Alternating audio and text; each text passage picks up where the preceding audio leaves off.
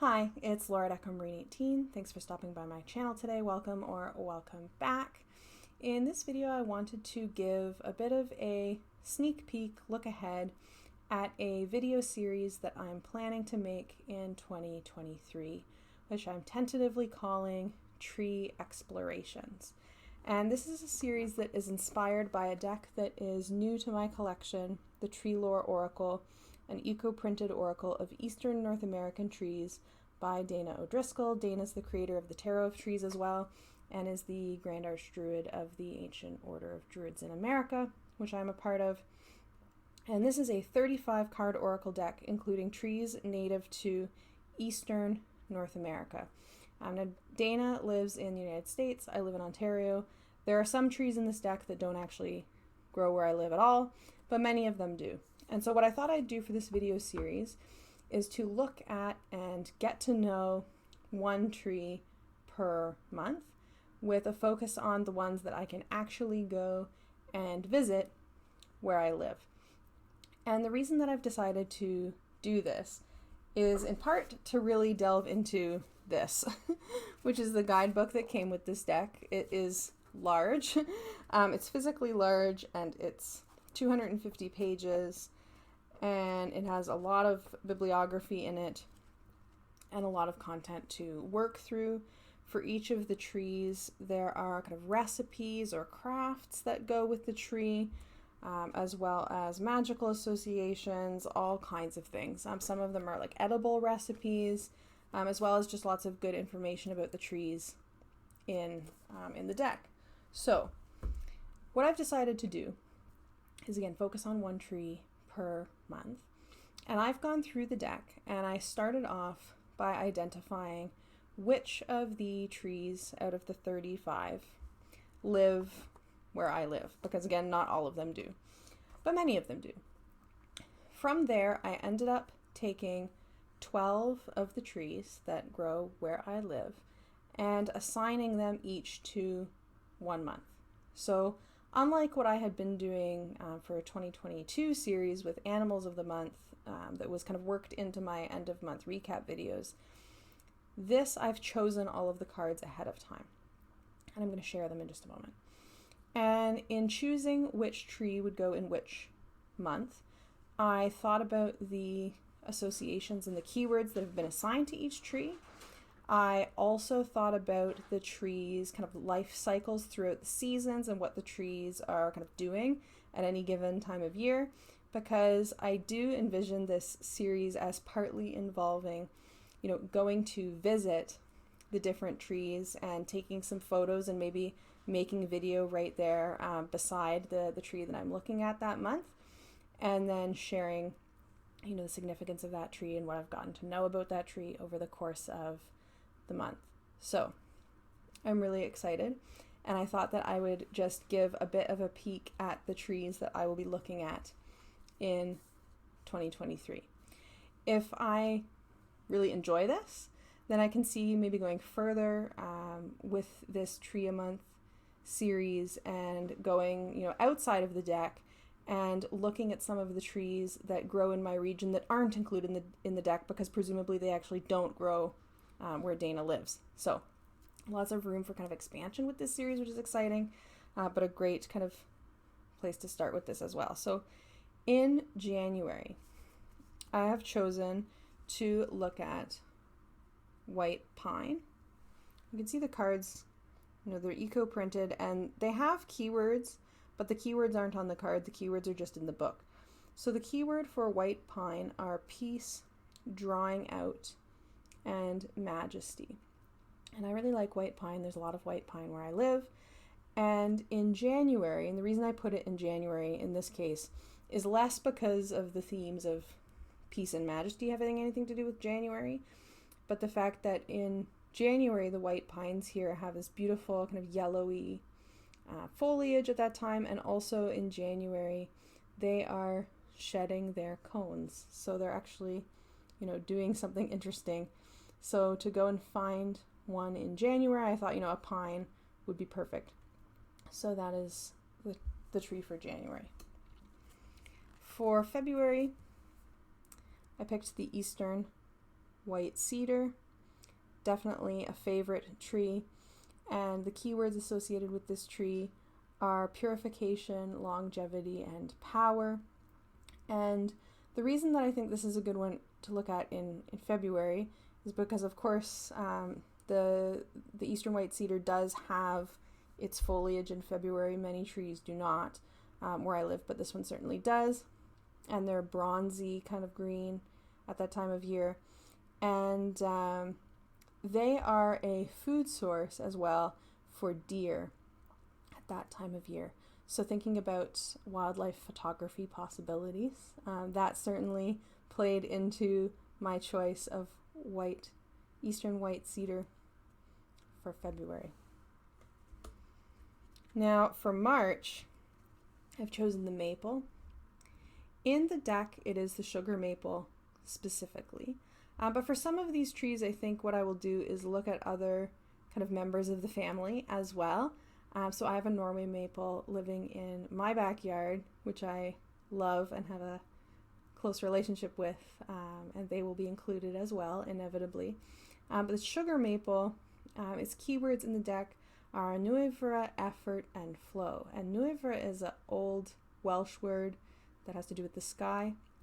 And in revival druidry, it's a word that's used to refer to kind of a life force, a force that animates all things. And March makes sense to me for the sugar maple in particular, because March in where I live is when the sugar maple is tapped for making syrup. So if I can incorporate that into my video somehow, I will do that. So that was one of the first associations that I picked, was maple for March. March is also my birthday month. For April, I have the black willow, and this is another one where I plan to incorporate other willow as well. Some of the associations in the guidebook are very particular to the specific type of tree included, but then others I feel are easily associated with other members of that tree family. So I'll look at other willow as well. And the keywords for black willow are pain relief, physical cleansing, and flexibility. And black willow has components that have been used in pain relief, medicinally speaking, and certainly flexibility. You can just picture a willow and figure out why that association is there. And for me, willow is a good one for April because willow here will start to bloom in April and is pollinated in April. So in terms of going and visiting the willow trees around me, they will be blooming in April. So I will share that with you in a video in April. Moving forward in the list, for May, I chose the white ash. You can see the detail in these. I should show these cards more up close. May is the white ash, and white ash in the deck has to do with the health of the world, self-mastery, and hope. And I think that May as a month could be a hopeful time, as it's very much springtime, and the white ash here blooms in May, in late May for the most part, and really leaves out fully in May. So thinking about that, I thought made this to be a good one for May. June, I have chosen hawthorn. The keywords for hawthorn are heart protection, heart healing, and gateways. I will incorporate, where relevant, the Ogham. Not all of these are Ogham, but hawthorn is. And hawthorn does first bloom in late May, which means that in June it will be perfect because it will be in its beautiful white blossoms in June. So hawthorn for June. I also feel like, thinking about, heart energy in June feels good to me. So that was the choice there. July is another easy choice for who would be July. and I chose the Staghorn Sumac, which in this deck is associated with fire, vitality, and wild energy. And fire, you know, in Druidry traditions, fire is associated with summer, and so putting Staghorn Sumac, which is a fiery one, in July makes sense in that sense.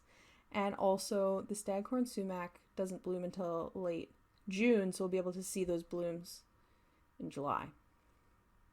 So we'll go visit Staghorn Sumac in July. In August, I don't have to go far, don't have to even go past my own yard really to see our friend Black Walnut. Black Walnut and I have we're going to work on our relationship in August. There's a black walnut, I've probably mentioned this before, very close to my yard, and Red Squirrel likes to load my shed up with black walnuts. Hundreds and hundreds and hundreds of them. They're stacked everywhere, so that'll be fun. And black walnut in this deck is associated with expelling, breaking free, and marking.